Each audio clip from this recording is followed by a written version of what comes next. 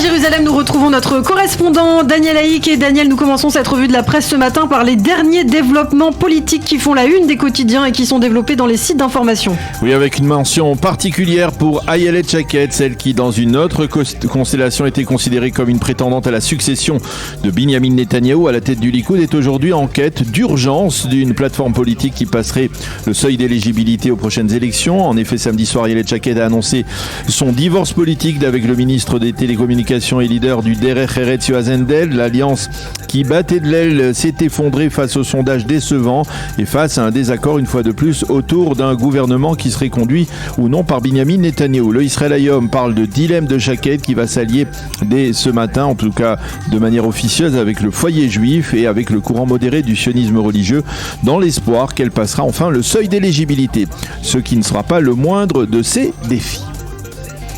Et on s'intéresse à ce qu'écrivent justement les éditorialistes à propos de ce rebondissement à 4 jours de la clôture des listes électorales. Nadav Haetzny dans le Israël Hayom affirme que le divorce entre Hendel et Shaked était inévitable et qu'il a empêché un harakiri politique de la part de Shaked. Haetzny reconnaît que Shaked a commis des erreurs, mais il considère qu'elle concrétise la foi politique de nombreux électeurs de la droite israélienne. A contrario, Yehuda Schlesinger, toujours dans le Israël Hayom, affirme que Shaked et Hendel ont fait toutes les erreurs possibles. Schlesinger explique que Hendel et son parti Derech Eretz ne représente absolument rien sur l'échiquier politique israélien. Et il rappelle que ce parti a trouvé 5 formations refuge en 3 ans de crise politique. Mais à propos de Shaked, il est très cinglant et il affirme que Shaked a une étonnante capacité à se tromper. C'est la Nadia Comaneci du flic-flac politique, écrit Schlesinger, qui suggère aux amis d'Ayelet Shaked de lui expliquer à quel point ses choix politiques suscitent le malaise. En tout cas, Yuval Karni dans le Yediot Aharonot indique que Naftali Bennett n'a pas l'intention d'apporter son soutien à la formation de Shaked. Yossi Werther, lui, n'est pas tendre envers le tandem rompu. Shaked et Hendel se sont ridiculisés en s'unissant politiquement et désormais ils se ridiculisent en se présentant séparément. Quant à Amit Segal de la chaîne 12, il affirme que le sort de Shaked est entre les mains de Binyamin Netanyahou et il considère que les derniers développements rapprochent Israël de 6e élections. Et puis les quotidiens reviennent également ce matin sur les choquantes déclarations d'Avigdor Lieberman qui a comparé Benjamin Netanyahou à Joseph Goebbels, le ministre de la propagande nazie. Et oui, dans l'une de ces déclarations scandaleuses dont il a le secret, le ministre des Finances a affirmé que Netanyahou agissait selon les méthodes de Goebbels et de Staline, et ce après avoir qualifié l'ancien Premier ministre la semaine dernière de rebut de la race humaine, ni plus ni moins. Et ce matin, les quotidiens israéliens dénoncent cette terminologie choquante, affirme le Yediot Aharonot, et une fois de plus, le Premier ministre Yair Lapid et le ministre de la Défense, Benny Gantz, tous deux enfants de survivants de la Shoah, ont dénoncé de tels propos. Lieberman a dû comprendre que cette fois, il était allé peut-être un pont trop loin. Du bout des lèvres, il s'est excusé sans toutefois manquer d'exprimer une fois de plus sa haine viscérale envers Binyamin Netanyahou. Les quotidiens et les médias se font l'écho également de l'intervention remarquée hier soir du chef du Shin Bet, Ronen Bar, lors du forum de l'université Reichmann.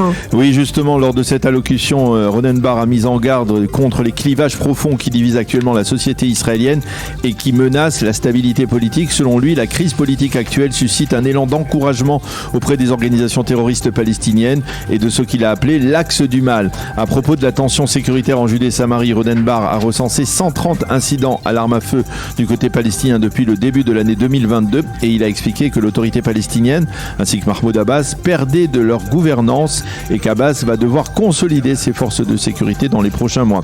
À noter les déclarations de l'ambassadeur des États-Unis en Israël, Thomas Knight, dans le même forum d'Herzliya. Selon lui, la situation actuelle en Judée et Samarie ne pourra pas perdurer. Knight a affirmé que les États-Unis ne laisseront pas l'Iran se doter du potentiel nucléaire. Dans le reste de l'actualité, le Yediot Aharonot lance une sorte de campagne en faveur d'un hommage à rendre à une héroïne discrète d'Israël qui n'est plus de ce monde aujourd'hui. Oui, elle s'appelait Kochava Levi. Dans les années 70, le hasard l'a placée dans l'une des chambres de l'hôtel Savoy au bord de mer de Tel Aviv, sur le bord de mer de Tel Aviv, durant la nuit où des terroristes palestiniens ont débarqué sur la plage et ont pris en otage la population, en tout cas les résidents de cet hôtel Savoy. Kochava, qui parlait arabe s'est proposée avec beaucoup de courage pour faire office de médiatrice entre les forces de Tsahal qui entouraient l'hôtel et les terroristes. Elle s'est acquittée avec courage donc de cette mission et de par son entreprise, elle a sauvé la vie de plusieurs otages. Finalement, l'assaut a été donné par les unités d'élite de Tsahal. Et cet assaut s'est mal terminé avec plusieurs morts israéliens, civils et militaires, mais jamais l'État d'Israël n'a rendu hommage à Kochava Levi pour son rôle, jusqu'à ce qu'un film documentaire mette en avant ces derniers jours son rôle déterminant. Le Yediot Aharonot demande que justice soit faite avec Kochava Levi. Et puis pour terminer, les quotidiens continuent à suivre les derniers développements dans les cérémonies de deuil de la reine Elisabeth II et à analyser les changements possibles que le nouveau roi va instaurer. Oui, le Maariv surtout cite une experte qui affirme que le joker du nouveau roi Charles III sera son épouse, la désormais reine Camilla. C'est elle qui fera de Charles un excellent souverain, affirme le journal israélien. Le Maariv se penche également ce matin sur la question clé: quel sera le legs de la reine Elisabeth II et à quoi ressemblera la royauté sous Charles? Et pour compléter, le Maariv brosse aussi ce matin un portrait de la grand-mère du roi Charles, la princesse Alice de Grèce, qui, vous le savez, est enterrée sur le mont des Oliviers à Jérusalem, qui avait sauvé une famille juive d'Athènes durant la Shoah. Le site N12 nous présente également les secrets santé qui ont permis à la reine d'Angleterre de vivre aussi longtemps en bonne santé.